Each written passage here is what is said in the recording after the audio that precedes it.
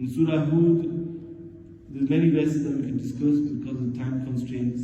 I will just mention the last verses. The last verses mention the situation of Sayyidina Nuh alayhi salatu wasalam nation and how they were destroyed, and the discussion between Sayyidina Nuh alayhi salatu wasalam and his son, who disobeyed and who was with the disbelievers. And Sayyidina Nuh alayhi salatu wasalam asked in the court of Allah subhanahu wa ta'ala that, oh Allah, this is my son and he's from my family. And Allah subhanahu wa ta'ala said, إِنَّهُ لَيْسَ مِنْ أَهْلِكَ. He's not from your family, his actions are not good. He's not befitting to be from your ahl, and therefore he was destroyed. This is a lesson to the believers that people are tested with their children. إِنَّمَا أَمْوَالُكُمْ وَأَوْلَادُكُمْ فِتْنَةٌ. Your wealth and your children are a fitna, are a test. So long as a believer fulfills his duties in the tarbiyah and discipline of his children, if the children disobey, then that is their loss, is not the loss of the person. Because great personalities and the prophets alayhi wassalatu wassalam, like Sayyidina Nuh alayhi salatu wassalam, Allah subhanahu wa ta'ala made it a sign that amongst the families of the pious, there were those who were disobedient. And then amongst the families of those who were disobedient, Allah subhanahu wa ta'ala sent those who were pious. This is the sign of Allah subhanahu wa ta'ala, for Allah guides who He wills to the straight path. Allah subhanahu wa ta'ala enlighten our hearts with the nur of the Quran and accept our recitation and forgive us for any. Alhamdulillah, in the Taraweeh recitation today, we completed Surah Hud and recited the entire Surah Yusuf and started Surah Al-Ra'd. In the beginning verses recited the description of the different nations of the previous prophets alayhi wassalatu wassalam, and their denial of their prophets is discussed. Sayyidina Hud alayhi salam's nation, Sayyidina Salih alayhi salam's nation, and in the same way Sayyidina Shu'aib alayhi salatu wassalam's nation. Also amongst this is the punishment that descended upon the nation of Sayyidina Lut alayhi salatu wassalam.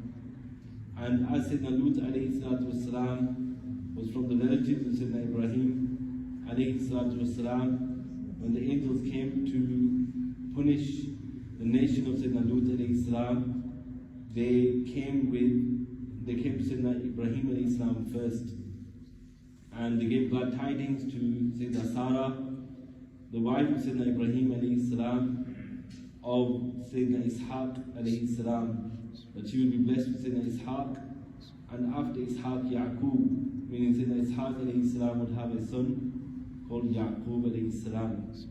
Allah subhanahu wa ta'ala blessed Sayyidina Ibrahim alayhi salam with Sayyidina Ismail alayhi salatu wasalam from Sayyidina Hajar radiyallahu anha. But Sayyidina Sarah still had in her heart, and she was a very pious woman, she still had in her heart that, Allah subhanahu wa ta'ala has not granted me a child from my own womb. So in her old age, Allah subhanahu wa ta'ala granted her this glad tiding. And when Sayyidina Ibrahim alayhi salam was also old, but Allah subhanahu wa ta'ala granted this as a mu'jiza to them. And from Sayyidina Ishaq alayhi salam were all the prophets of Banu Israel, meaning Sayyidina Yaqub alayhi salam's title was Israel, and from the lineage of Sayyidina Yaqub alayhi salam all the prophets came. And Sayyidina Yusuf alayhi salatu wasalam was also from those prophets who came from the lineage of Sayyidina Yaqub alayhi salatu wasalam. In the same way, the situation of the nation of Sayyidina Lut alayhi salam will be discussing further as well as we move forward in the recitation. But here the description of their rebellion, they're holding on to a concept that unfortunately today they made into a taboo, and a concept that we are forced to accept their levels of lack of morals, but the standards of the secularization or westernization will not allow and like we discussed the other day in light of the Quran, that they cannot extinguish the nur of Allah subhanahu wa ta'ala's deen. So the punishment that descended upon the nation of Sayyidina Lut alayhi salam was due to them, instead of marrying or instead of having marital relations with women, they were turned into men. And this is described within the verses. Sayyidina Lut alayhi salam said to them, هَؤُلَاءِ بَنَاتِي أَطْهَرُ لَكُمْ. So these daughters of mine are more pure for you. And in the same way, within the verses, Sayyidina Musa alayhi salatu wasalam is mentioned, and the situation of his call to Fir'aun and the challenge to Fir'aun. Amongst the verses is that أَقِمِ الصَّلَاةَ وَفِي النَّهَارِ وَزُلَفًا مِنَ اللَّيْلِ. Perform salah in the two corners of the day and in the midst of the night. Indeed, the good deeds wipe out the bad. Rasulullah sallallahu alayhi wa sallam said, اتَّقِ اللَّهَ حَيْثُمَا شِئْتَ. Wherever you are, fear Allah subhanahu wa ta'ala.